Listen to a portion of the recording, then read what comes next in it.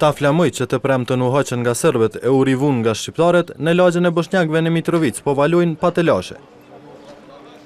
Gjithçka është e qetë të shtunën, këtë pohojnë edhe banorët shqiptar, por e dëshmojnë edhe këto pamjet e ushtarëve të këforit. Një ditë pas shpërthimit ku u vra një person dhe u plagasën disa të tjerë, lagja bosnjakëve është zgjuar e qetë. Megjithatë, shqetësimet tek banorët ekzistojnë ende. Normalisht na qetë shumë se dhjune ku kam po, shtetë tonë mësë me pas drejt me qenë një zyre, kjo shtetë joni, atje dhe në kufi është Kosovë. Po kemi qenë pak ma shumë të shqetësuar, por këto gjana i presim çdo ditë. Megjithatë ka dhe ata tillë që natën e kaluar nuk kanë vend gjumë në sy. Gerek po më ruj për si besoj as atyne. Qa mi e bo? Ata një sajen. E ka dhe qytetarë që kanë një përgjigje interesante kur pyeten nëse po friksohen.